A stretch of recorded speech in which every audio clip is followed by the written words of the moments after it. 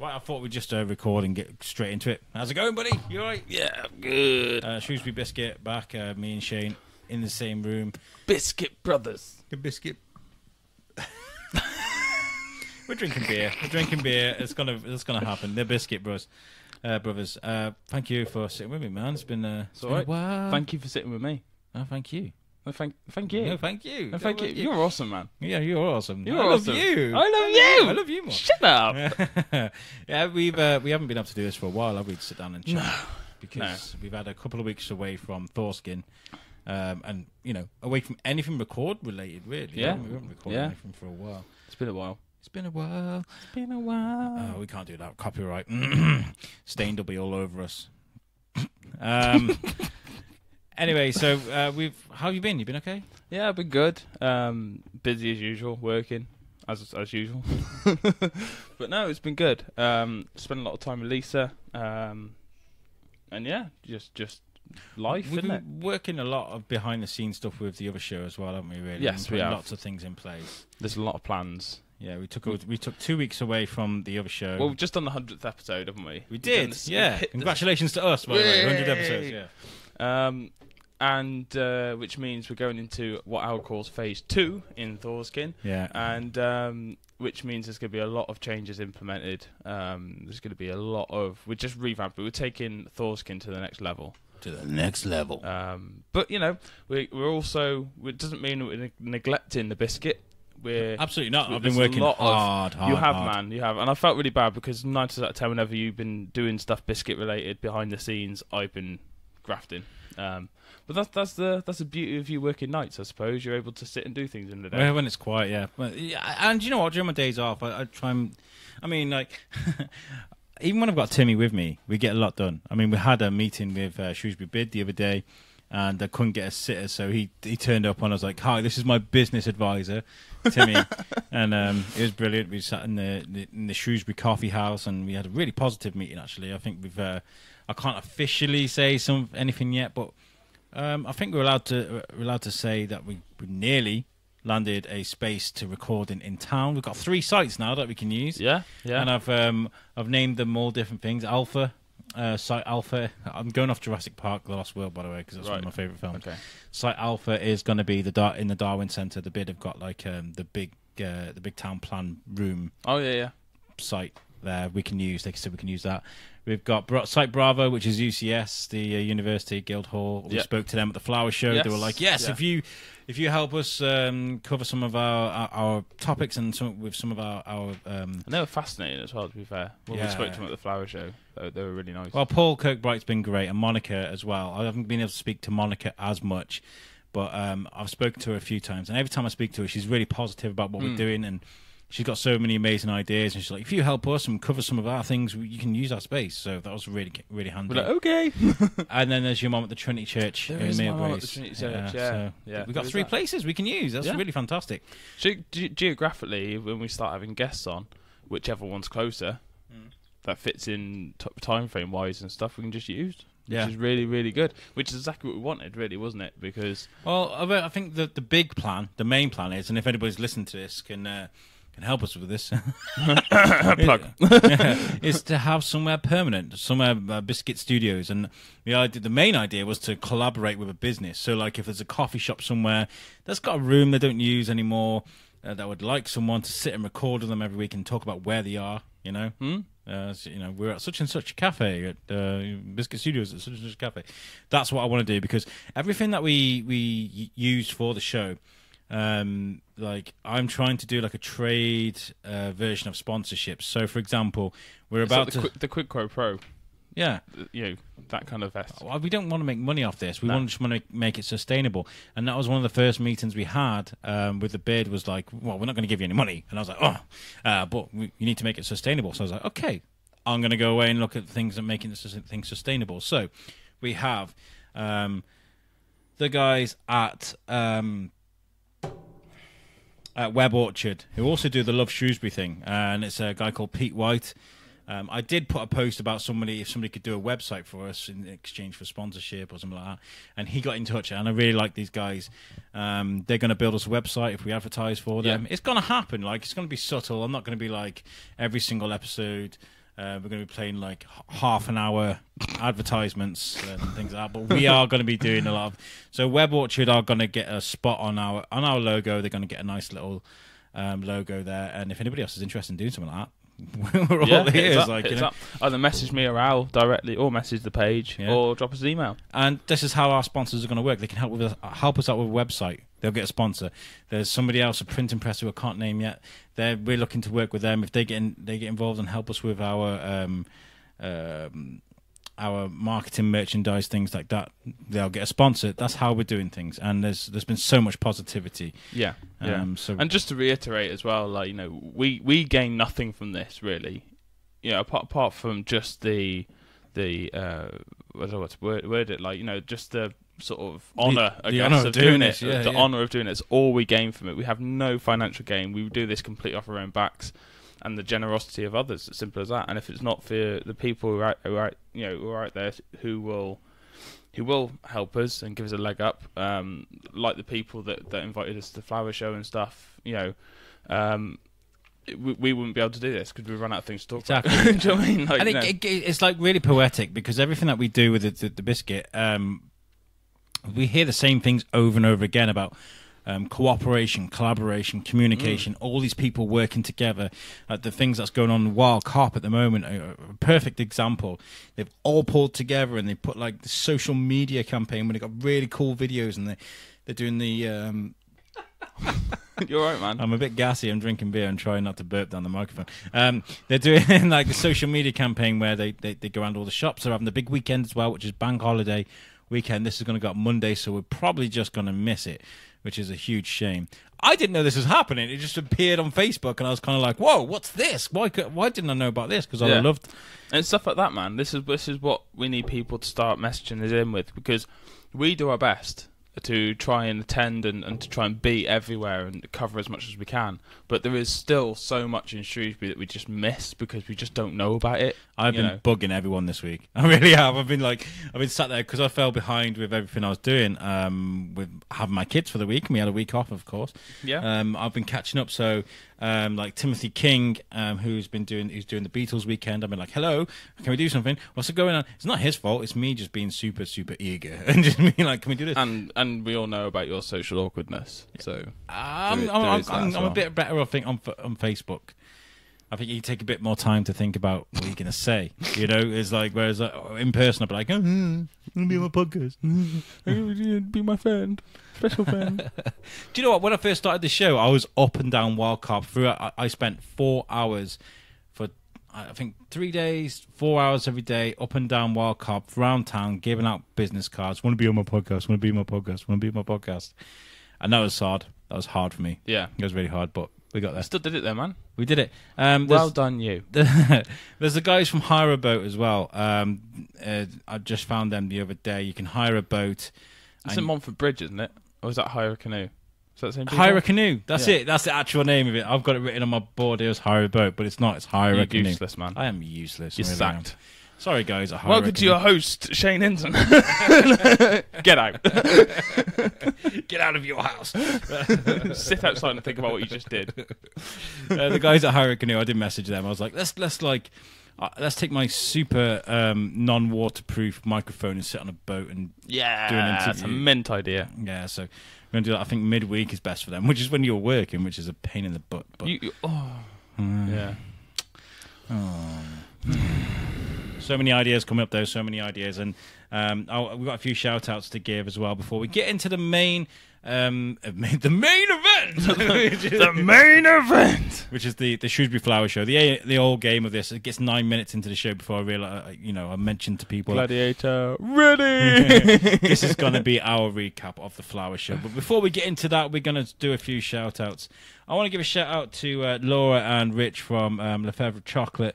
Laura's been really, really supportive of the Biscuit from the very, very beginning. Do you know what? She added me on Facebook. She's great. She added me on Facebook, and I was like, "Who is this?" And I was like, so I messaged her. I was like, "Do I know you?" And she was like, "No."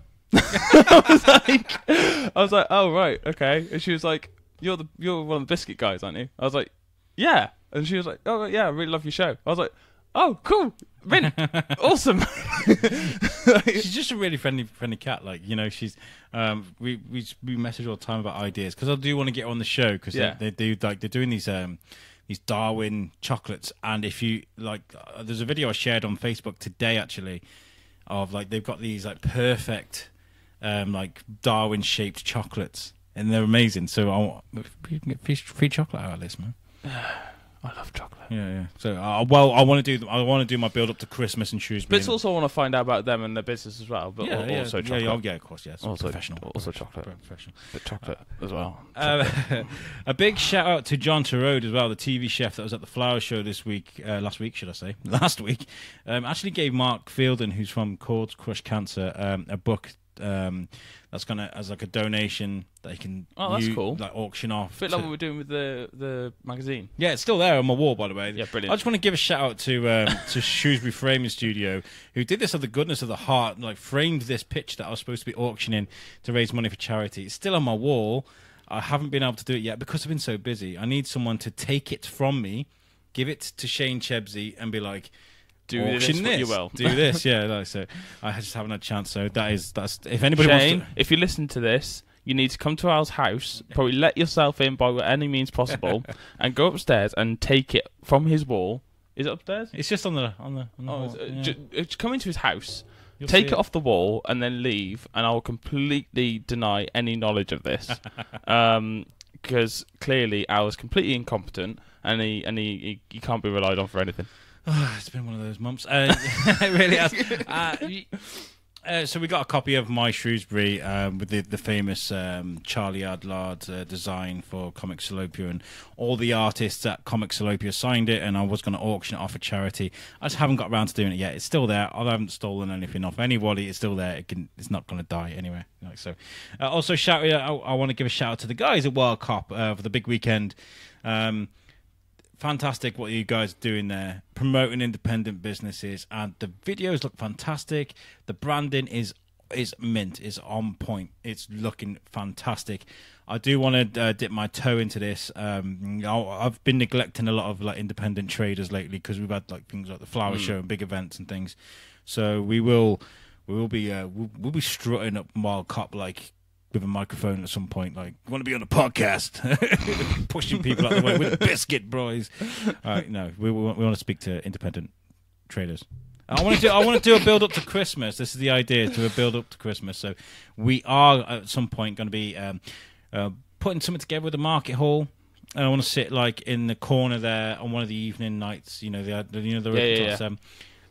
Budging different or something, and just speak to traders there, talk about Christmas, the build up to Christmas, what's like at Christmas, and the same with. That's why I want to speak to Laura and Rich about their chocolates, because they obviously sell a lot for Christmas and stuff, you know. And chocolate, and chocolate as well. Chocolate. Yeah, and that's it. Okay, so you may remember. I think it was what date was it? The Flower Show. Wow. It was that's still September now. That is. I'm quick. The other weekend. It was the 10th. The 9th and the 10th. And I pulled that because my kids came to my house on the 10th. That's right. Yeah. And we did that really badly sounded episode with Helen and Amanda. I hated that episode because of how bad it sounded. It's the one time I was a bit lazy with the Tascam. It didn't sound brilliant at all. But the audio we got from the Flower Show, because of that interview and because of the kindness of Helen and Amanda inviting us there, is fantastic. We had such a great weekend, didn't we? It was amazing. I mean, I've been in this town for nearly 30 years, and I have never been to a Flower Show until that time, and I was just in awe. I loved it. It's not like we talked about this during the Bellevue Arts Festival. I was speaking to a young lady about like the age you become when you suddenly start getting interested in things like that, because it's not something that young people are interested in. It's just weird. And you get to a certain age when you start appreciating. I mean, I'm still not there yet. I mean, I grew a lawn a while ago. I always talk about my lawn, but I'm really happy about that. Your green babies. My green babies. Each blade of that grass has got a name. I can confirm. There's Brad, Charlie. Start to run out of English names now. We're going to Gaelic names now. Ragnar. Ironside. So a big shout out to Helen, Amanda, and Andy Rhodes. Andy Rhodes. Okay, so we're going to do this chronologically. The Friday I got to the flower show wasn't the biggest success. I mean, I say that. The first part of it was fantastic. The first feelings, my first impressions, walking through that gate was just wow, because the people. There's people everywhere. It's a flower show. I've never been to a flower show like yourself. Didn't expect it to be as big as it was, even though we talked about it a week before, how big it actually is. I wasn't expecting it to be on that scale. And I found myself like, it's weird, man. When I'm not with you, I feel lost. Oh, I feel lost, and I was wandering around like, I want to talk to someone. it's what I've always said. Oh, everyone needs a Shane. Everyone needs a Shane. Everyone needs a Shane for a multitude of reasons. Yeah, they do. I agree. I concur also. And I was wandering around like, I would like to speak to them. Oh, I would like to speak to them. And sometimes you need to be in the mood. You got to have that kind of. And you shuffle up to them and you're like, be on my podcast. And I did. I spoke to the only people I interviewed that day, because the rain kind of ruined things. Were the gardeners from the Dingle, and they're really cool. They were really uncomfortable having a microphone shoved in the face, which is one of the main reasons why I don't like doing it, because it makes people feel uncomfortable. But we had a quick chat about kind of what it takes to get the garden in that state, that beautiful, amazing array of flowers and intricately designed beds and things for the flower show. Obviously, people come from all around the country, around Europe and stuff, to see.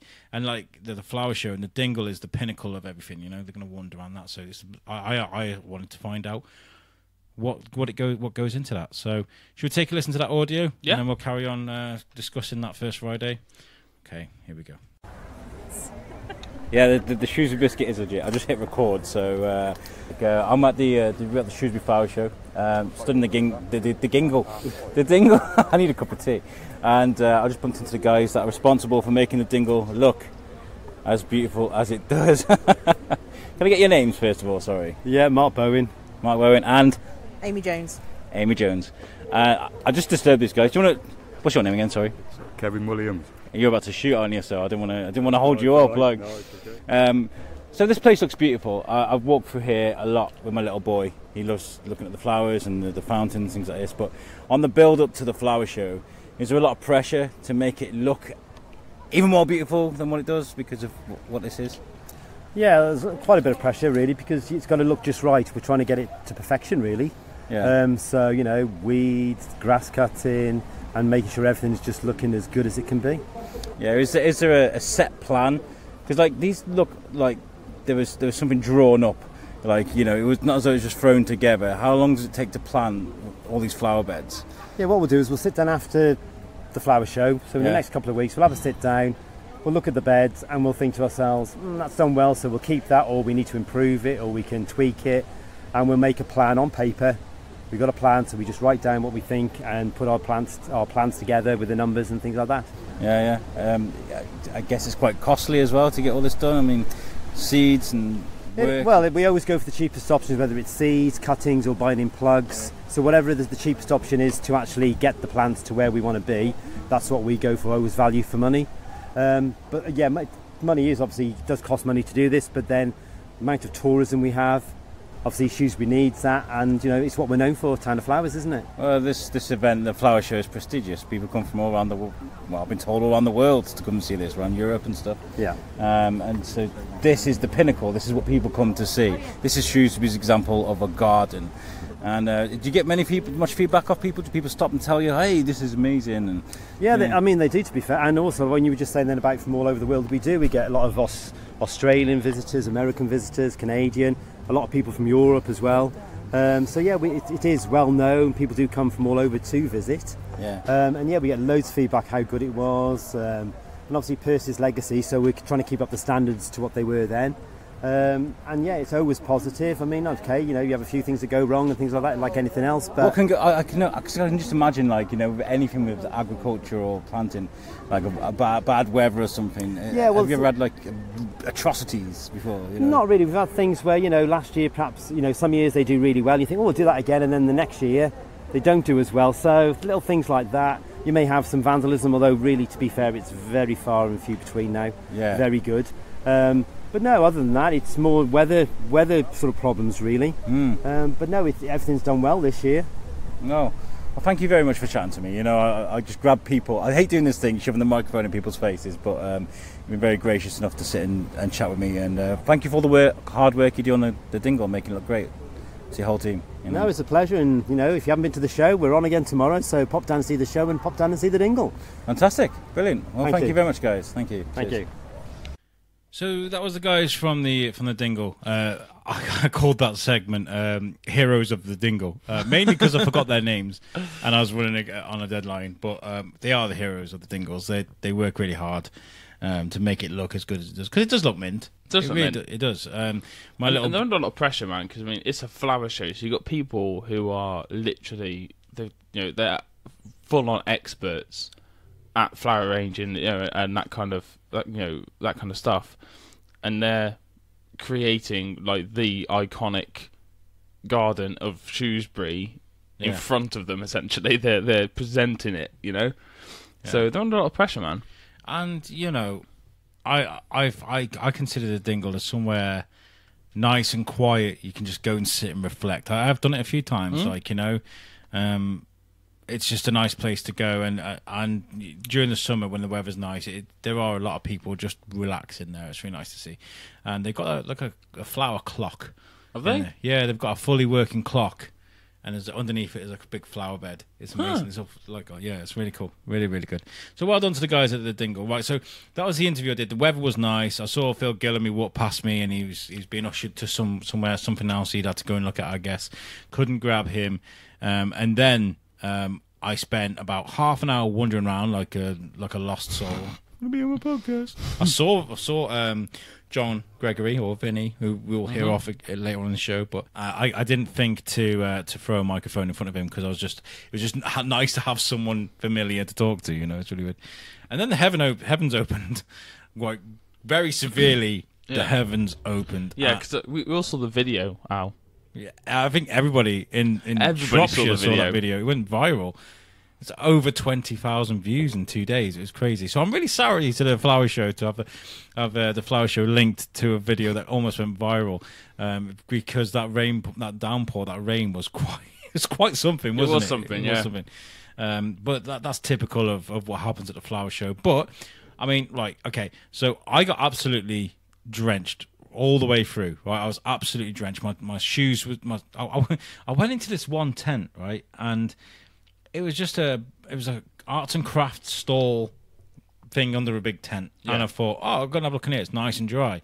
They'd put carpet over the floor, which had just had a dousing of severe rainfall. So when they were stepping on the carpet, it was just bringing up puddles. It was just literally pushing the mud down and bringing the water up. And it was so many people in there that had the same idea as me. You could only go one way around. I couldn't turn around and walk back out, so I had to squelch all the way through this massive tent, walking through all these puddles. So by the time I got out there, my feet were drenched. My bag was wet. I was worried about my microphone. My legs were hurting. So I was like, I'm going to have to go home, man. I really didn't want to, because the weather actually cleared up and people really enjoyed that first night with the fireworks and stuff. So for like the sake of my equipment and my legs, I had to bail early on that day. So well done to everybody for that first day. I was a weakling and I failed, but you guys, you carried on. We need to talk about the bagpipes, because that was a real moment of like, wow. Like during all this rainfall, these guys playing, I didn't get their names, I didn't get the regiment or where they were from. They were wearing army uniforms with the kilts on, and they ducked into this store, and they played the bagpipes so beautifully, and everybody stood in the rain watching them. And it just reminded me of that band playing on the Titanic as it was going down. It was just like when you're supposed to be really annoyed and really, I'm wet, I'm fed up. It was just really joyful. It was really nice. I think I'm labelled as pure British defiance. Yeah. That's what it was. Yeah. Stubborn, aren't we? Yeah. Yeah. And that was that. I went home, and so well done to everybody on that first day. I'm sorry I let you down. But day two. Enter stage left. Yeah. Saturday was probably one of the best days of my podcasting career. Is that right for you to say? Is this a career? I don't know. Podcasting life. Pod life. Pod life. It's all about the pod life. Hashtag pod life. Yeah. Me and Shane met up. I had my kids, so I couldn't go till early afternoon. Shane came round mine, and we walked up, didn't we? Yeah. And it was pretty cool, wasn't it? Yeah, man. Because we had a nice walk along the river, and we went in for the bottom end. And what was your first impressions? Saying you'd never been to a flower show. This is the first time you were walking in. I was shocked, to be honest. I always knew the flower show was big, but I didn't realise how big. Yeah. Really. Even when I was walking up, I saw where the gates were. I was like, the gates are here. Why are they here? Like, it surely isn't this big. And obviously we went through, and I was just like, holy moly. And I was just like, obviously we went on a little bit, and then you come to like the first sort of tee off, if you know what I mean. Like the path just sort of splits off, and it was just like there was just roots everywhere you looked. There was something, and it's something which I actually said. I think we did a live stream, didn't we? And I think I actually said it on there, where like it reminded me a lot of the Shrewsbury town that I grew up with. It was just alive. It's just alive. Everybody was there. Do you know what I mean? Like, when I was growing up, like, if I was ever stuck for something to do, I'd head into town. And like as soon as you're in town, you'd find somebody. You'd meet up with somebody. Somebody found you as well, didn't somebody found me. Yeah, that's right. Yeah, we were doing a live stream. We were just talking, weren't we? Or, Facebook. Yeah. And somebody just grabbed my arm and just turned me around and were like, "I know you." And I was like, "Do you?" Just random person. She was like, "Yeah, you do the podcast thing, don't you?" "Yeah, I really like your show." And I was just like, "Oh, thanks, cool." Like, literally, it was in the middle of the live stream, and I was like, "That's the first one that's recognised us." He was so chuffed about that. It's happened a few times to me. I struggle with it. I've always been honest about the way that I don't do this for that. I do this because I like talking on a microphone. But when it happens, it's still weird. It is weird. It's great though. When you're 6'1" with a bald head and stuff, you tend to stick out a little bit. Yeah. What's that like, by the way? Being 6 foot tall with a bald head. I've got the bald head thing, but you bang your head a lot. Like. And that was good. And then we went to find Vinnie, didn't we? Vinnie, what a man! Yeah. What an absolute legend. He is a good guy. Vinnie is somebody I met. It wasn't Geek Out. I said on the interview, I said we met at Geek Out, but it wasn't. It was a night out with the prison guys, the guys from the Dana, and I think he came out with your sister.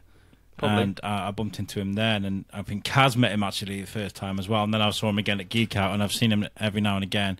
Really good guy to chat to. We've had a back into a few times about ideas for what I do and how I can help the Geek Out thing, things like that. And I felt so bad because I didn't realise how talented he is. He's super talented. Vinnie is like stupidly talented and also ridiculously clever. Yeah, he really is. I've known him for quite a few years because he's known my sister for quite a few years, and yeah, we've always got on. It's one of those things. In fact, we joke about it quite a lot, me and Vinnie, and he'll say to me, "Oh, see you again in the next 18 months," or something like that, because we just don't see each other for like months on end. Every now and then, it's like, "Hey, how you doing?" It's like me and Ryan from Sketchy Connection. Yeah, we met each other again. We were school friends, and we met because of the podcast and things. Like, "You got a podcast?" I was like, "Yeah." He's like, "Got school." And we'll meet each other every sort of 6 to 8 months for our annual pint. Yeah, it's quite funny. But yeah, Vinnie is very clever. Him and his dad run a carpentry business. He says wood butchers, but I think they're very brilliantly made. Plaques, furniture, shepherd huts mainly. Yeah, they make which are phenomenal. They're just phenomenal pieces of kit. They really are. I was eyeing it up because it looks like a perfect. Yeah. I don't know where you'd park it, but it'd be a great studio, wouldn't it? It would. Yeah, if it had a motor, that wouldn't be too bad. Well, what I'll do is I'll play you the interview that we did with Vinnie, and thank you, Vinnie, for chatting with us, and we saw him again afterwards as well, didn't we? Yeah, we did. Yeah, he caught up with us, didn't he? Sat with us, watched the fireworks with us. It was great. So here is our chat with Jonathon Gregory, aka Vinnie. Here we go. Play us now. One calls you Vinnie. Okay, so we're at the flower show. We're stood with our good friend, me and Shane are here. Say hi, Shane. Hello. Hello. We are with Jonathon Gregory, or as we know him, Vinnie. We met each other at the Geek Out Southwest, right? Yes. So, and you know, we've chatted now and again about little bits, geeky stuff, and I had no idea how talented you were. In fact, we were chatting on Instagram yesterday, and I didn't even know it was you I was talking to. It was crazy. First of all, what's the company, your company name? Huts and stuff. Huts and Stuff. Huts and stuff, yeah. Okay, and you guys are carpenters and Wood butchers. wood butchers. I like that, wood butchers. Yeah. And we stood in a caravan. Is it a caravan hut? Yes, Shepherd's Shepherd's Hut. Yeah, that you guys made, and it's pretty outstanding. Thank you. I want to steal this for.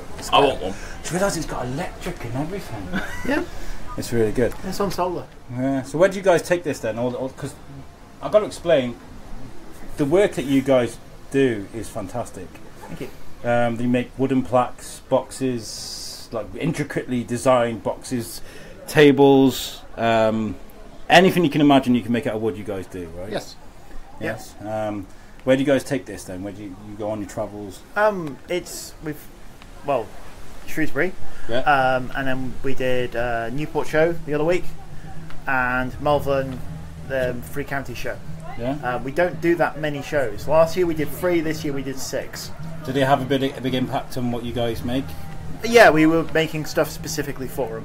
Definitely. Yeah. Like the boxes and things like that. Come They're on all in, been sir. If you designed. want to come and have a look, you can come in and we're just chatting away. we're interrupting your business right now. And how long have you been doing this woodwork? Is it just something you started doing with your dad? Dad with the huts has been at least 16 years. Wow. We've been doing the smaller stuff now for about 2 years. Yeah. We've been playing before that, but 2 years of actually making it to sell. But me on the huts was basically while at uni coming back and helping, and then since leaving uni I ended up just doing this instead. So I'm a trained mathematician. I was going to say, did you do one of those Yeah, things yeah. where it's like, Dad, you know the woodwork Yeah, thing? yeah, yeah. I'm going to do the opposite. Yeah, no. Well, like, he's the chef. But we both, this is better. Yeah. This is more fun. How many times have you been to the flower shows? This is second. Second Yeah. time. Second. Yeah. You did tell me that yesterday, but So who comes up with the ideas? A bit of both. Bit of both. Yeah, Dad's just like, can you do this? Like, I think so. Maybe. Well, we'll have a go. It's like the sop with camel. It's like, can you make that into a plaque? It's like, maybe. and it's really clever how you do it, because we were talking about, I'd love like a Shrewsbury biscuit table, Yep. to record on, and you make it out of like a piece of the plywood, Birch plywood. Yeah. birch plywood, Yeah. engrave it onto it, and then make it flippable so you can take it Do what out you of the want, frame. yeah. Yeah. So we could have Awesome. Thorskin one and a Yeah. biscuit one. Yeah. So So is there any ideas that you've come up with where your dad's just gone, you want to do what? Not so far. We talk stuff out a lot before we start going. Yeah, we're going to start he carving. buys in a little bit, and he's like, "Go on then." Yeah. Let's see what this does. Yeah. Let's see what this does. Is there anything where you've just been like, "We're not doing that"? Not yet. No? There's been a few where we looked at it and it's just like, it's like you start off with one idea and by the end of it it's about 3 ideas different. Yeah. But it's not that we said no. It's that we said maybe this would be better. Yeah. We could do that. Yeah. and you're a big patron of the board game world. Yes. I bet you're really handy for people like, oh, we need more dice. And Or we dice need- is not good. No? Dice are hard. Yeah. Yeah. Yeah. What about like Dice boxes. yeah. Yeah. Yeah. And rolling towers. Oh, see, that's quite cool. Yeah. So I guess you're handy in some regard. What's been the iconic hardest thing that you've made so far between you, I guess? Where you've just been like, thank God that's done. I think my coffee table. Really? Yeah. Because it's got a load of gears under glass that turns when you turn a handle on top. Oh, and it's wow. trying to work out the best way of putting the handle and everything.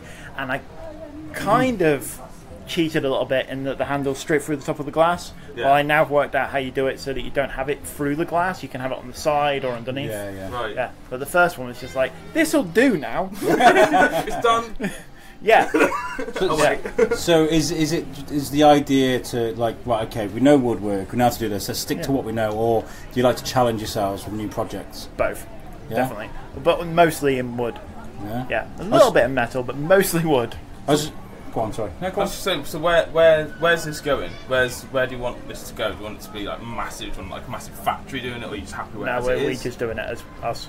Yeah. We're like it's with it just being the two of us. We know we can stay at a reasonable level on our pricing, and we haven't got to worry about anything. And if it starts going a bit south, you haven't got to worry about anybody else. We both take a cut for a bit, we carry on, and then we carry on back up. Yeah. And it just works. Fantastic. We were just chatting to your dad. He's quite a character, isn't he? Yeah.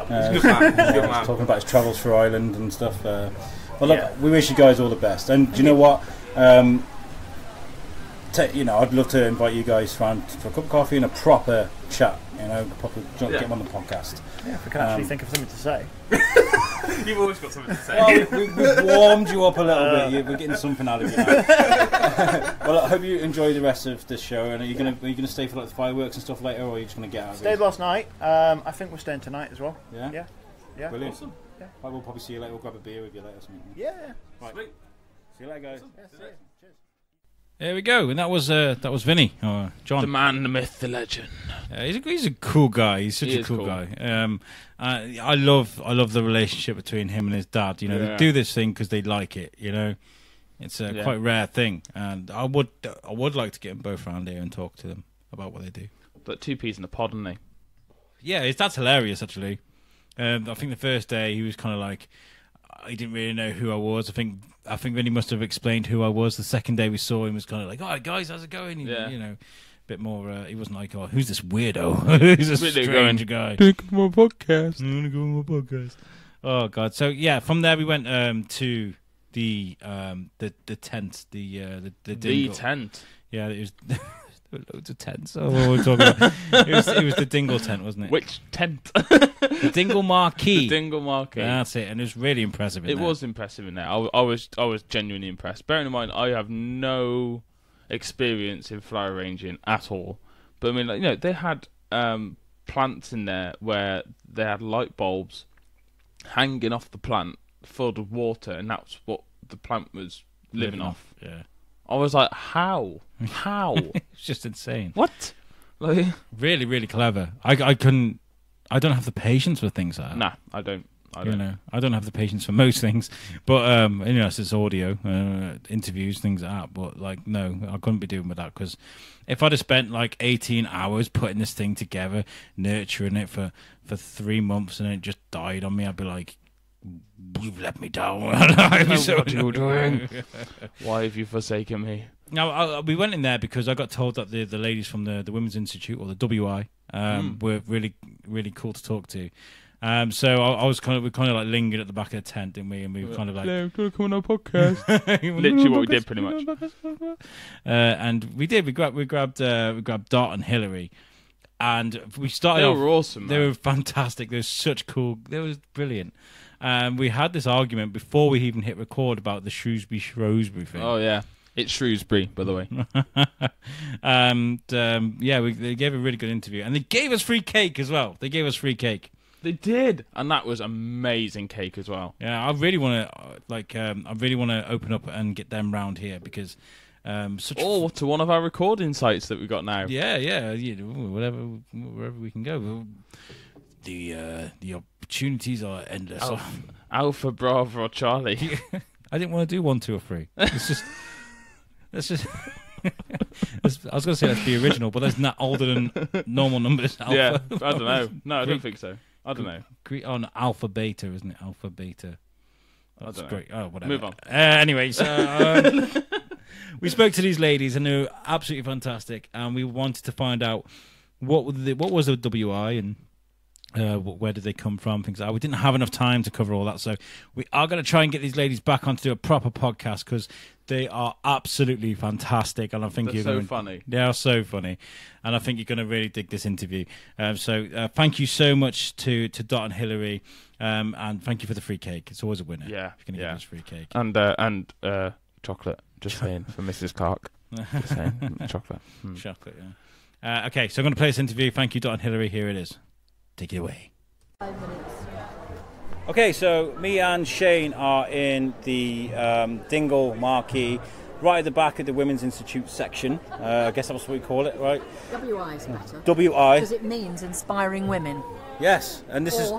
Yeah, inspiring women. I don't know much about the Women's Institute. I feel quite ignorant, and so I want to find out more. Well, it's 100... the National Federation is over 100 years. Yeah. Established in 1915 after coming over from Canada. Oh, right, okay. And in Shropshire, it's our centenary this year. Really? Yes, so we've been going 100 years. I did just look at your clock over there. We've got 120 institutes throughout the county with about over 3,000 members. Yeah. And we have an office in the middle of Shrewsbury where all our organisation and office work is done. We have 2 full-time office staff, so we're quite a big organisation. We're run by a board of trustees. So we have a chairman, two vice chairmen, and a board of trustees that organise things. We have about 8 or 9 committees who we have functions going on all year round. Sport and leisure, craft, home economics, rural affairs, the show committee. Sounds great. All sorts of things. I'd love to learn more. I've just given a card out, so hopefully we can organise a proper cup of coffee, sit down with in the studio. We'll bring the cake. Yeah, well, please do. That'd be awesome. Good, yeah. Yeah. He likes cake. He eats in more the old cake than I days, do. we were known as Jam and Jerusalem. Yeah. That's our hymn, basically, that we sing. It's not a hymn, a song that we sing when we go to the Albert Hall for our annual meeting. It is the most emotional thing you can ever think about. Oh, full of women, but singing. And the best was when the Queen was there for our centenary. Wow. And she was there because she's a WI member. Really? Better than that. Yeah, in Sandringham. Oh, God bless her. God bless her. Yeah. So we're here at the Shrewsbury Flower Show today. You've got your own section of quite a big marquee. It's busy today, isn't it? It's busy. It's been busy 2 days. How's it going? It's well because luckily the weather hasn't been as bad as we anticipated. We're all saying We're not that. talking about the weather. All right, okay. We're not talking about the weather. No, but it's better than we expected. Yeah, it is. And this is a competition open to all WIs, but it is usually more likely to be the WIs around Shrewsbury. The ones in the south have their own things, and there's a big show in Oswestry where they go to. But this, right, and I'm not sure how many entries we've got, but we can find that out. There are mostly cooperative classes where several people get together and put on a display. Yeah. Our committee have made the titles, and they are then people are open to think, what does that mean for me? Oh, right. So there's a lovely photograph there. The title is Time for Change, and somebody has done a photograph of an Apple Watch and a real apple. Very subtle. Yeah. Time with a watch, but the word apple. Yeah. So it's that Very subtleties poignant. Yeah. we're looking at, not just bland, Mickey Mouse things, you know? Yeah, because I was looking for... There's cakes here, there's displays, there's jewelry, there's all sorts of... Flowers and craft, a lot of craft. Yeah. And that has a broad spectrum, really, from wooden plates to a lady of 86 who's done a Fabergé-type egg where she has made a clock inside a goose egg. Oh my God, that's amazing. It is. Yeah. Really? You have to go and see it. We're going to go walk around and take some pictures in a sec. Yeah, that's fine. Right in the middle of your display there's a giant big clock. Can you explain that? Yeah. Our show is called In Our Time, meaning 100 years, but this is our time in the middle. So the clock faces have got 1919, i.e. 19 minutes past 7, and 2019, 19 minutes past 8. Wow. And it's been a little subtle for an awful lot of people here in the last 2 days. One is the real time, but the 2 other ones have been set. That's fantastic. You guys are awesome, and thank you so much for talking to me. And let's hope the weather stays up. I mean, you're dry fine. Anyway. We are finishing at 6 tonight, and then all of this packs up in our van and goes back to the office in Shrewsbury. Are you going to stay for scouting for girls? No. Oh, well, she's so lovely. She's so lovely. She's so lovely. Yeah, well, maybe, but a meal and going. We've been here since 9 o'clock on Monday morning. Bless you guys.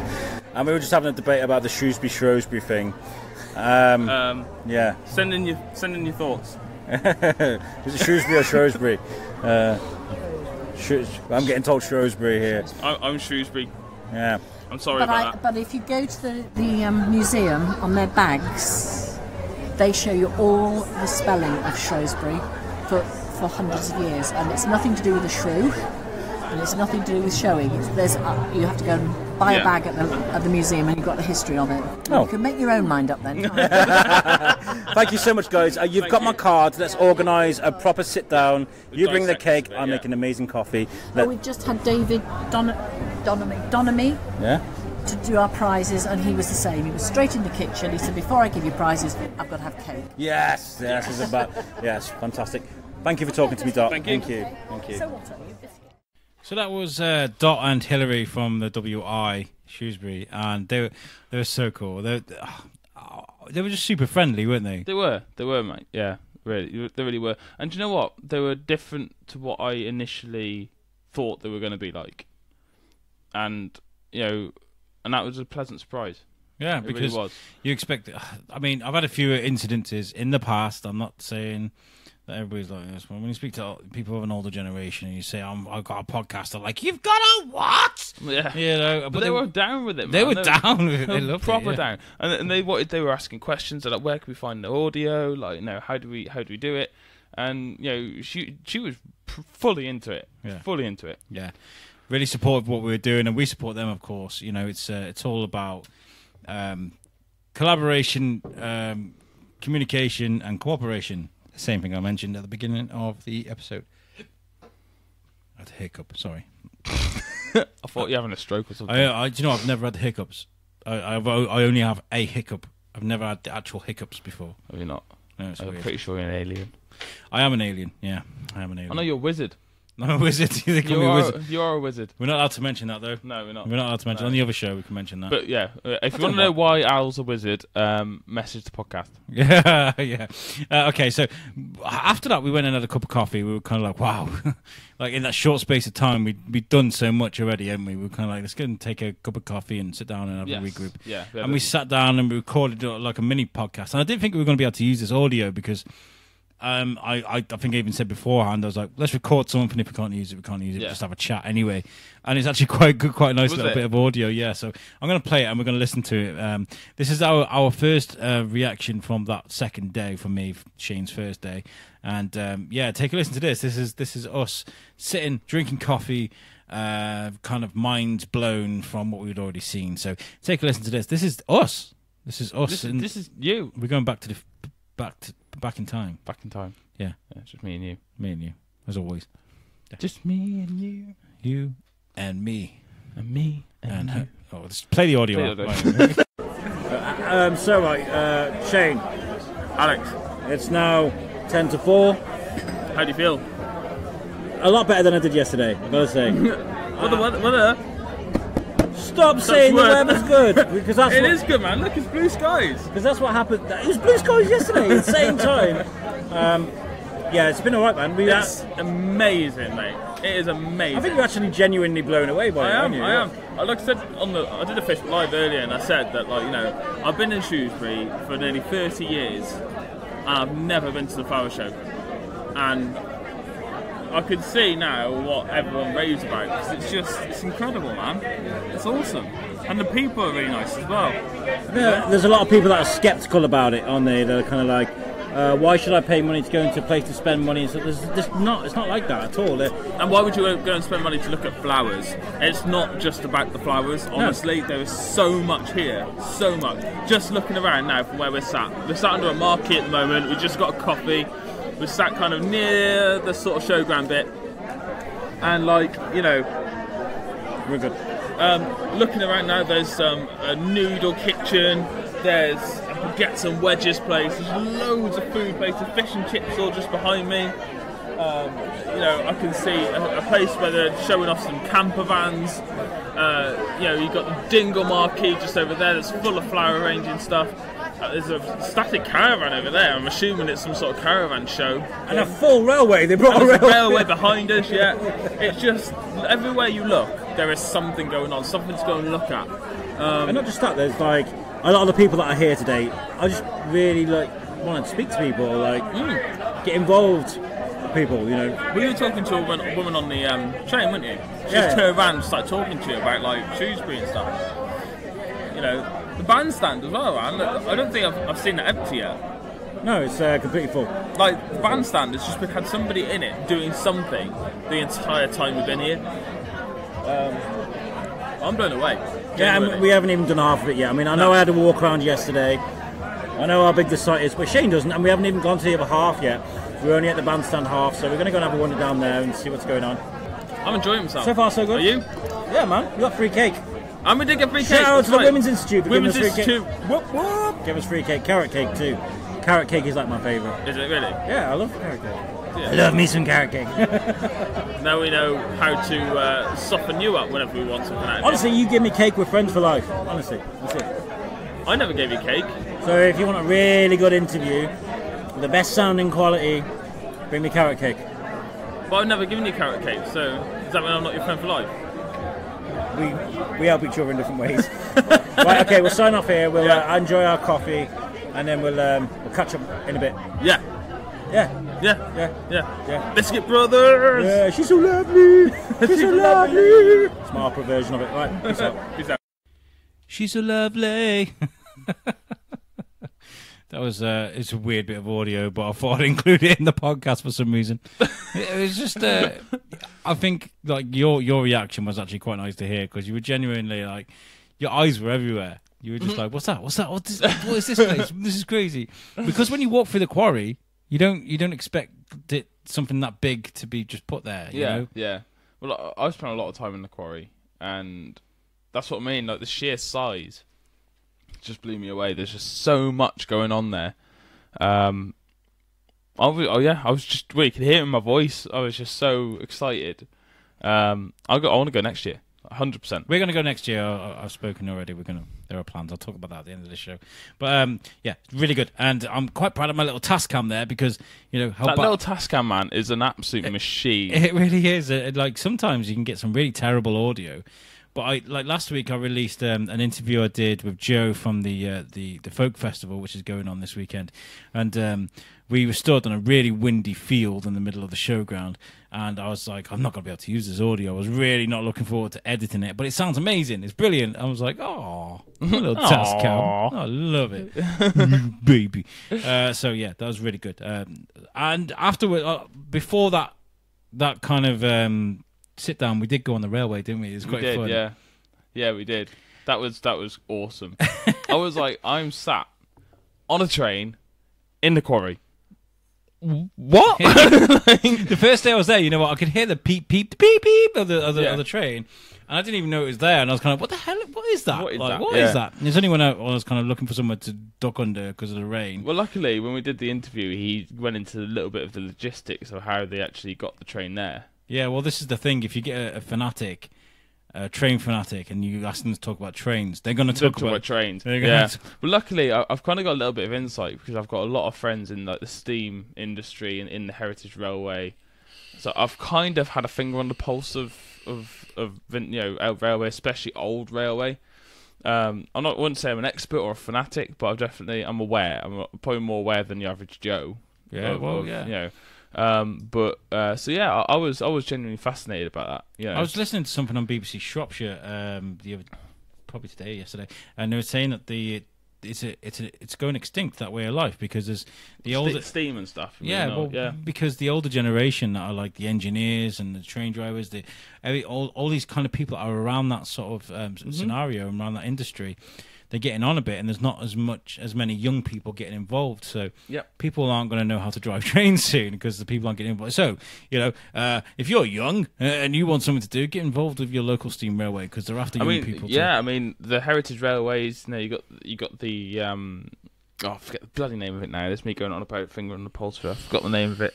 But you got various different heritage railway. Severn Valley. Severn Valley. That was it. It's on the tip of my tongue as well. How could you forget the Severn Valley? Sorry, man. So the Severn Valley. You got the Ffestiniog railway. There's one in Dawley as well, isn't there? I think there's one. There's one in Dawley. Is there? Pretty sure there's one in Dawley. Maybe. But they're always after volunteers. Yeah. So I mean, if you've got a weekend, if you're a young person, you're into engineering and that kind of stuff, just go and put your hand up, and go and volunteer. I can't stress of how when you realise that you're working on a machine that's been working for twice as been working since before your granddad was born. Well, in this interview you're about to hear, he just mentioned that this was Victorian, this train that we this went is what on. I mean. Like, your granddad was literally not born when this machine was built, and you're working on it. You know, like it blows my mind. And the fact that they had a train running through the quarry as well. Well, let's listen to this chap who we were talking to from the Ffestiniog Railway. He was awesome. He gave us a really nice interview. Yeah, he was really good. Let's hear what he has to say, and we'll get back to you in just a second. Enjoy this clip. Yeah. Hey guys, welcome to Shrewsbury Biscuit. I'm here at the Flower Show with my co-host Alex. Yo, how's it going? And we're currently stood just in front of a steam train, believe it or not, in the quarry. I'm just as confused as everybody else, because how the hell did they manage to get a steam train in the quarry? But I'm stood with a guy now that probably know exactly how that has been done. So if you want to introduce yourself, please. Yeah, hi, my name's Paul. I'm the manager of the Ffestiniog and Welsh Island Railways, and each year now for 6 years we've been bringing a bit of our railway to the Flower Show. So it started 6 years ago, where we brought one of our locomotives for kids to stand on, and just jokingly we said, we could bring some track and run this up and down. And we spotted this bit of tarmac next to the river, and we said we could easily get a bit of track down on there. And so the Flower Show guy said, yeah, come on, let's do it, it'll be fun. So now we're here every year, and it's become sort of like a staple part of the show. That's awesome. You say you easily bring a part of your track and lay it down. How is it easy? I don't understand. Well, you break it down into little bits and pieces, of course. So what we do first of all is we get the track, which is like panels of track, and we bring that on a high-ab lorry. And the high-ab goes along putting down the panels of track, and then a team of our guys who are really good with spanners and hammers and things come along and spend a day in the sunshine putting all the track together and bolting it all up.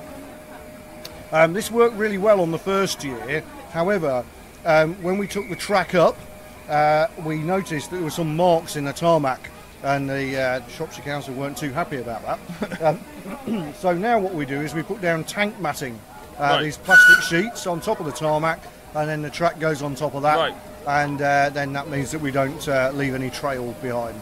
That's awesome. And when we say there's a steam train in the quarry, it's not like the Teddy train thing they had running through Telford Town Park years ago. It's a fully working locomotive. That's right. Is it once, because I know a guy who works for the like Heritage Railway. He does a lot of the renovations and that of the old locomotives and stuff. Is this one that's been renovated? Well, sort of. This one seems to have never quite stopped going. The engine that is here today is one called Challoner, which we've borrowed from the Leighton Buzzard Railway. Some of our friends there have let us use it this time. And it's an old shunting engine from the quarries in North Wales. Oh, right. So the story is really simply that when we think of trains, we think of the mainline trains and things like the Severn Valley Railway, where they've got the big steam trains. And they were used and installed pretty much permanently and used to move people around at high speed. But in the quarries and in places where places like sewage works actually, where they needed to have a track and move stuff around, before there were forklift trucks and dumpers and things, they used to build a small railway or a narrow gauge railway. Yeah. So there were these lightweight railways with little shunting engines, and the quarries of North Wales had loads of them, and that's where this one came from. So when was this one? How long has this one been working? Well, actually, this one's really old because it was built in 1877, so 140 years old. So it's pretty long in the tooth now. It's the only one of its kind left that works. It's It's called a vertical boilered steam engine, so the boiler is vertical instead of horizontal, like most locomotives have. Yeah, that's awesome. That's brilliant. Well, I'm really excited to get on it, to be honest. Yeah, I think it's time to take a spin. And as I say, each year we bring a different locomotive. Right. So we always ring the changes. We managed to do that for 6 years. So if you come into the Flower Show next year, who knows what engine we'll have then. So you haven't got one planned yet then? I may have one up my sleeve, yeah. Do you have a favourite one? Asking a railway manager which is his favourite steam engine is like asking a father to choose between his children. So I love them all. Well, thank you very much for chatting to us, and there's flocks of people now running to get on the train. But we're going to do a quick Facebook Live and jump on the train and talk, let people see what you've got. Do you want to give what you guys do a shout out is where can people find? Right. Okay. So you need to search for the Ffestiniog Railway on your search engine. We're over in Porthmadog in North Wales, and we're the largest heritage railway in the country. Fantastic. Awesome. Thank you very much. Okay. Thank you. Cheers. Stop. And we're back in the room. That was a nice bit of audio. I'm really sorry I threw you in the deep end, by the way. I was like, okay, Shane, you take the lead, and go. And you were kind of like, You've done this twice to me now. Yeah. You did this on Thorskin as well. Like, you just like, right, Shane, you're doing the intro. 3, 2, 1, and record. Yeah. I was like, what the? Oh my god! And yeah, that was horrific. But no, I think it sounded okay. You did really good. You did really good, and that's why I do that. Is because, there's going to be times. Probably in the future where you're going to have to do interviews instead of me. So I want to train you up, and there's nothing better than just being thrown in a lake and being told to swim. So you did really well. Strong with this one, Skywalker. How fascinating is that, though? They're saying they bring different trains all the time and stuff, and they set up. I'm a little bit excited now to find out which one they're going to bring next. Like, it's like a cliffhanger. You're like, he's actually crossing off days for the calendar now to just find out which train it is. Yeah. I'm going to see if I can put my feeders out and see if I can get ahead of the game and find out which one it's going to be. You're quite mechanically trained and stuff. We have to see if we can get to. Well, yeah, I'm a mechanic. That's what I meant. We'll have to see if we can, maybe get you to drive the train or something. That'd be quite fun. I could drive that train. Yeah? Yeah. I could drive anything, me. Yeah. Citroen, Saxo, Victorian steam train. I got it all, mate. I don't drive a Saxo. I'm not that bad. What's wrong with Citroens? Huh? Anyway, that was really good. Thank you for chatting with us. Now, this is where the big one kind of landed. After we'd had that chat, we bumped into Helen. Helen, who's fantastic. She's not only did she let us, by the way, have like full roam of the flower show. We only found out like towards the end that we could have just gone backstage anytime we wanted, and we found that out at the end, didn't we? Yeah. And it's because of her that we could have done it. And she's also linked us up with somebody for the other show as well, which is really good. But we bumped into her, and she was like, "Oh, by the way, you guys, you're interviewing Scouting for Girls later, aren't you?" We're like, what? What? I was like, are we? She's like, yeah, just pop down to the thing, and and we're just like, what? She was like, find Amanda, and we couldn't find. Now I got to apologise to Amanda, because when we did that interview a couple of weeks before the flower show, she put her number in my phone, and I was just like, yeah, okay, this is brilliant, thank you. So she put her number in my phone. I one-belled her, but I forgot to save her name next to the number that I one-belled. 2 weeks had gone by, and I didn't realise which day or what time I'd rang it. So I'd actually lost her number.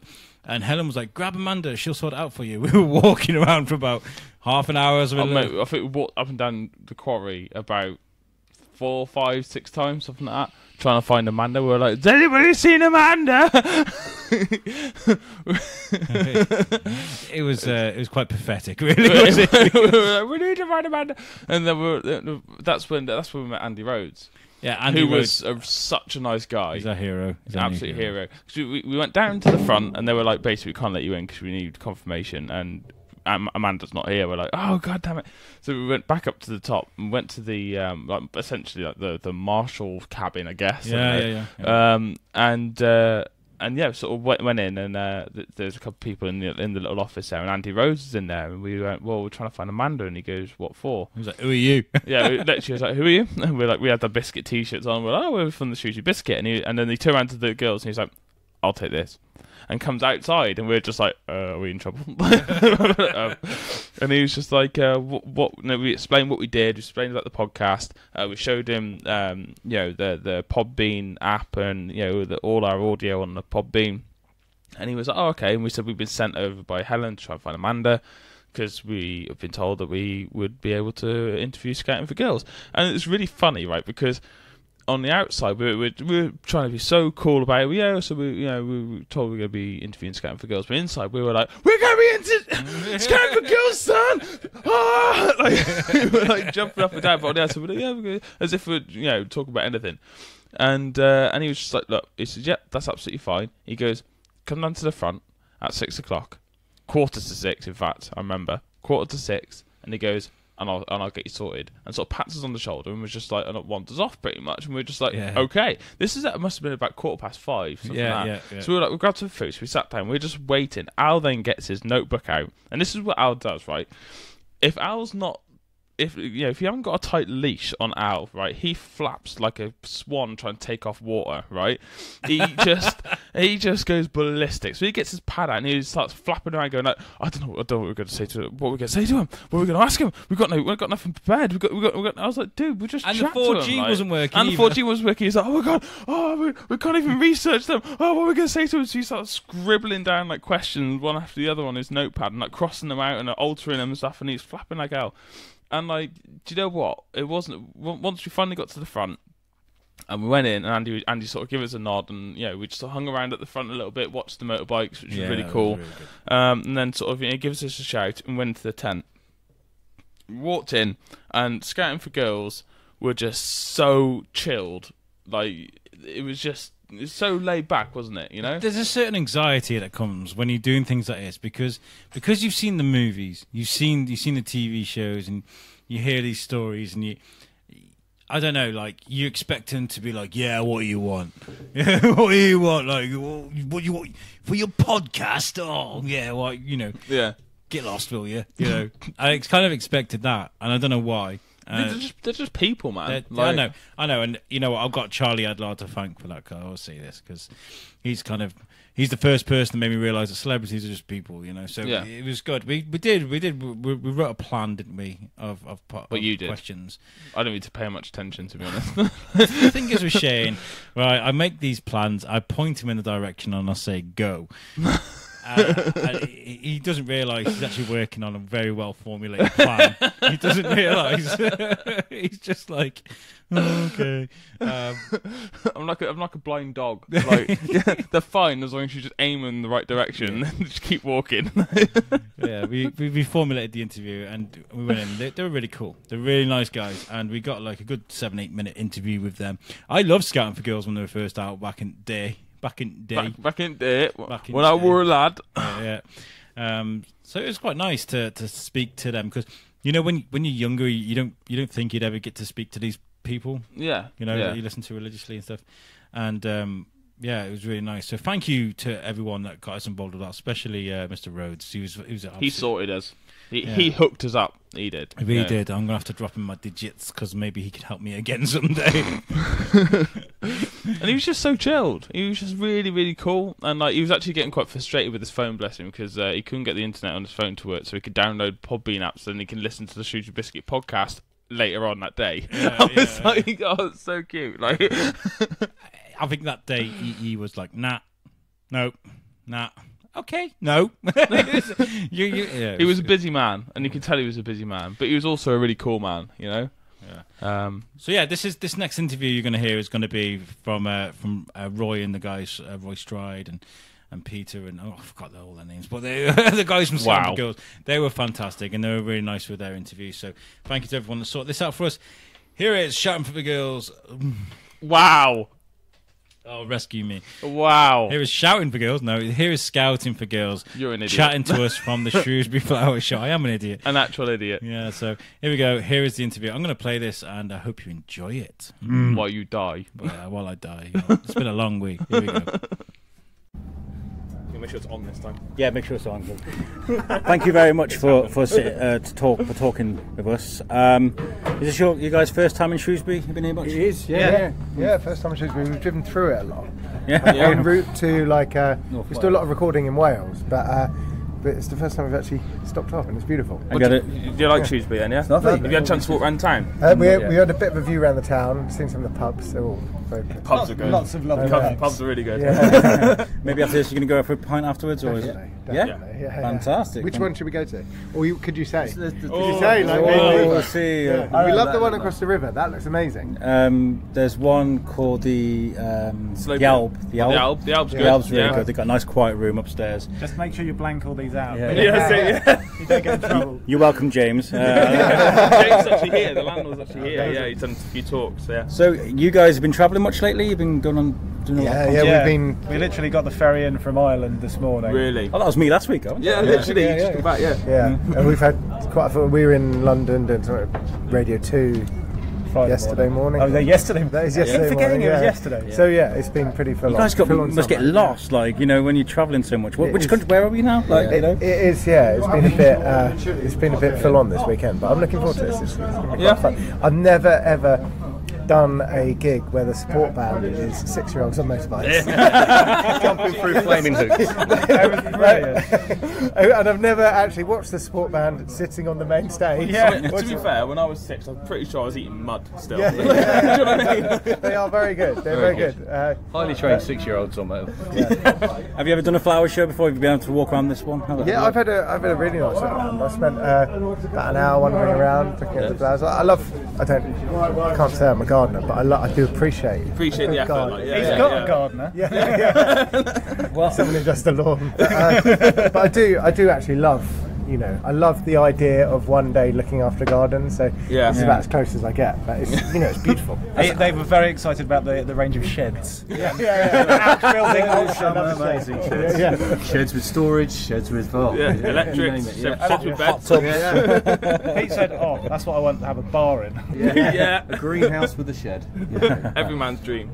A question I wanted to ask was, when you guys first started, a lot of the music was music written by a cheeky chappy. It's kind of music from a young perspective. Yeah. As time goes by, does that affect your creative outlook on things? What are you trying to say?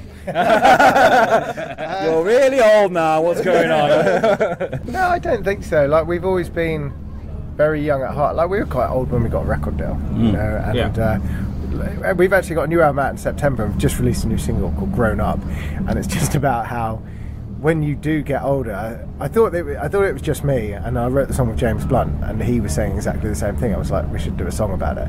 Just about, you get older, but you don't feel, in your head, you still feel like 18, 19, 20. Amen to that. Knees don't, I'll be honest. And it's actually quite, it's resonated with a lot of people, and it's doing really well, this song, so we're going to play that tonight. But I don't feel, being in a band is like going to Neverland. It's like we don't ever have to grow up. And it does just sometimes freak me out every so often. I look in the mirror and I'm like, what's my dad doing here? It's crazy how time changes. I mean, I used to listen to you guys religiously. Now I'm standing here chatting to you guys. I never thought that this would happen. Like, what were your guys' musical influences growing up? What made you want to get into it? I think we started when we were kids. It was all Britpop. Oasis, Pulp. So did you all know each other as kids, sort of thing? We knew each other way longer than we were in a band. Like, me and Pete were at Scouts. It's getting close to being in a band at the same time. We almost, we got. So when we knew Pete when I was 6, Greg when I was 11, and then we started the band. We started playing together when we were about 16, 17, and then we got a record deal 10 years later. When we were about 27. And we're about 12 years on from that now, so you do the maths. But I bet that's gone so quick, wasn't it? It does seem to fly past. Yeah. Some days this weekend's been very it's been an incredible journey. And so much has happened over the years and things like that. And you do a lot of work for charity as well. We don't talk about it. No, we do. What are we doing at the moment? Things we've got, we're doing a gig for Nordorf Robbins, who are an incredible charity that provide sort of help through sort of sound and music, and we're doing a gig back at one of the places we first started playing in Harrow, where we grew up. Awesome. So it's like a tiny little show. That went on sale, sold out within 120 seconds. That's all we're told. But there are only you can only squeeze about 200 people in the venue. So, and then we do a lot of stuff for Alzheimer's Association as well. We're doing fantastic. Some of that. So it's we try and do a decent amount each year. That's really good. Our biggest fan, Phil Gillam, he works with the Alzheimer's. Yes. Oh really? He's the mayor. Okay. Well. So last year, 2 years ago, for our 10th anniversary, we ended up doing 10 challenges for Alzheimer's, which ranged from anything from doing some of the stuff we do, like Cupcake Day and Memory Walks, to we did the London Marathon, did the half. Brave soul. Really? Yeah. Yeah. But I'm sweating just thinking about that. Yeah. To be honest. Yeah, I Don't wouldn't. Don't do it. Yeah. Dry January, that was probably Yeah, the that was worst. the hardest. Oh, God. But yeah, we try and do a bit. Well done. That's really good. And if you had a message, each one of you maybe, if you had a message for aspiring artists, what would you say to them? I think you just nowadays you just keep going. You can write perseverance. You just keep And give up because we don't need the competition. I love it.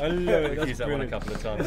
Yeah, you use that every time we've Yeah. had that question. We've always used it. Yeah. Every time. you can settle an argument for us because a real, I wouldn't say an old boy, but he looked like he said he was Shrewsbury. Oh, we born had and this bred. earlier. Oh, Shrewsbury. And I was saying, like, how do you say it? Because I've been saying Shrewsbury. Shrewsbury. What is Shrewsbury. it? Shrewsbury. It says Shrewsbury. Shrewsbury. to I'm me. Shrewsbury born and bred. I've been Okay. here, all my life. But It's not Shrewsbury. It depends what side of the river you've been brought up Ah, on. I see. There's a divide. So, like, people one side of the river would say Shrewsbury. Yeah. Me, a ruffian like me would say Shrewsbury. I guess it's like London, London. You know, it's Yeah. going. Scone and scone. Yeah, exactly, yeah. So what do posh people say? Shrewsbury. Shrewsbury. Yeah. But what about Shrewsbury? I say Shrewsbury. That's more sort of like, We heard from That's somebody on the who said same level as Shrewsbury like is Shrewsbury. Shrewsbury Yeah. or Shrewsbury? It's like it's But a Shrewsbury. debate that we like to have on the show. Like, it's just, Okay. it's good. I might bring it up on stage. If you guys say actually. Shrewsbury, that means whenever anybody comes to me and says, no, it's Shrewsbury, I'm like, no, actually, Scouting for Girls say Shrewsbury, so... You'd be like, the Shrewsbury Biscuit want to know, is it Shrewsbury or Shrewsbury? Yeah, that'd be great. Okay. Well, look, thank you so much for chatting to us. I enjoy the show, and thanks for doing this for us, because we're going to be out there raving. Woo! Thank you so much. If you see a guy with his top off, spinning around his head, it's probably It's out. me again. Sorry, guys. Thank you very much. Thank you. Appreciate it. They loved me. They loved me. And they did ask that question on stage. They You did. know, like... I tried to get them to be like, the Shrewsbury Biscuit want to know, but it wasn't about Please that. like, share, and subscribe to Shrewsbury Biscuit. Well, one day I want to be up on the stage and be like, this. Scum girls. No, that was really good. It was good. Nice interview. Such nice blokes. Like... It was weird because you can hear me wobble at the beginning of that. And that's because, right, when you do things like this, you have a plan. Like I said, my plan, I'm doing air quotations. And then when you go to open your mouth to ask the first question, the plan goes out the window. But we did all right. I think they enjoyed it. And they put on a hell of a show as well. They did. I was there with my 4 kids, and you were there as well. We were jumping around, we were dancing around. They really got the crowd going. Your daughter ruined my back. Yeah, my daughter was on your shoulders, wasn't she? Yeah, it was a really, really good show, and thank you to them. No, thank you to the organisers from the Flower Show for bringing them to the town, because they really did add something quite special to proceedings, and it was a great way to. Well, that wasn't even the headline of the show. It was like. It was a great concert to end that kind of part. It's like cherry on the cake, wasn't it? Yeah. No, the cherry on the cake was the fireworks afterwards, That party, Scouting for Girls, was such a high energy, really happy, surrounded by people. I'm jumping around on my back, my rucksack on my back, and I'm knocking people out. So I very stealthily give it to my my 14-year-old. I was kind of like, "You hold on to that, son, and I'll jump." Because he's smaller than me, But yeah, that was fantastic. But then we got to sit and watch the fireworks, which just blew my mind. Absolutely, they were magical. I don't get to the point where I'm completely blown away, where I'm speechless. I'm just sat in my position, kind of speechless, unable to kind of comprehend what's happening, and that's what those fireworks did to me as well. I like the music and firework. Yeah, because combo. it was like they were doing the Star Wars. Yeah. It was brilliant. So yeah, Scouting for Girls, followed by one of the best.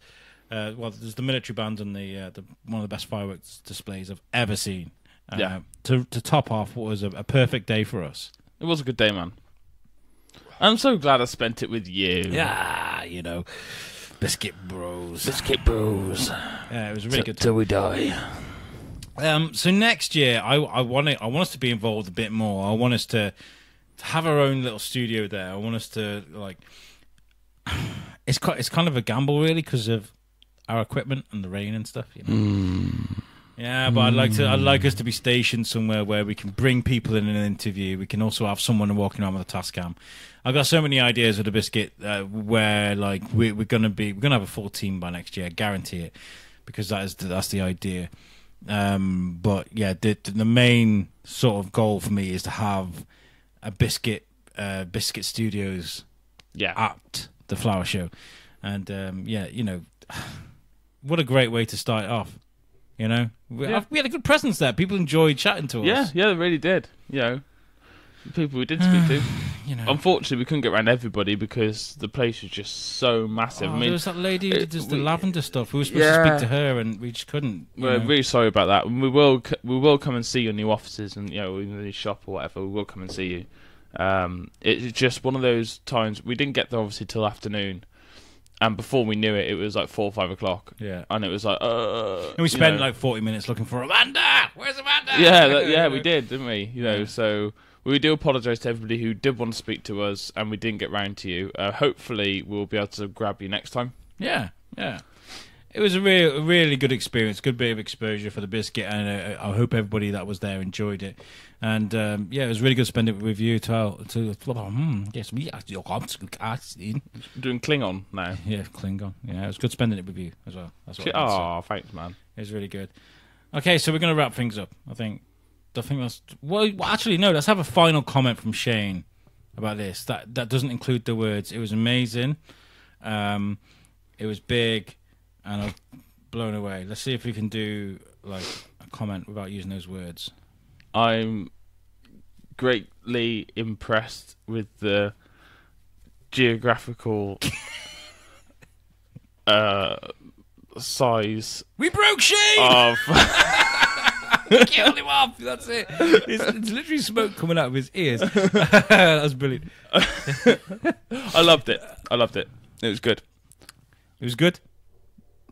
Yeah, it was great. It was great. Yeah. I want to give one final shout out at the end of the show. I want to thank Simon Bell as well this week because, like 2 days before we did it, I heard of him and he invited me to interview a guy called Rainer Hess. I did it right this time. Rainer Hess. Rainer Hess is the commandant of Rudolf Hess, who is the commandant of Auschwitz, and if you remember rightly, episode 1 of the Shrewsbury Biscuit was an interview with Simon Bell, who's an author who covers the Holocaust. And I was always a bit like, oh my God, the first episode of the Shrewsbury Biscuit is going to be about genocide. I was a bit skeptical about it, but it was a brilliant episode, and still to this day is one of the best episodes we ever did. And I was really grateful that Simon got in touch and was like, wow. This is such a great opportunity, because this guy is worldwide known for, obviously, what his granddad did, but what he does as well, because he's flipped the coin. He found out who his grandfather was and his legacy, and he picked up his bags and he left his family behind because they were all in denial about it, and he spent the rest of his life fighting against things like hate and the Holocaust, educating about the Holocaust and the languages and the behavior when it becomes to like things that are going on in America at the moment. All this rhetoric of hate, this kind of constant.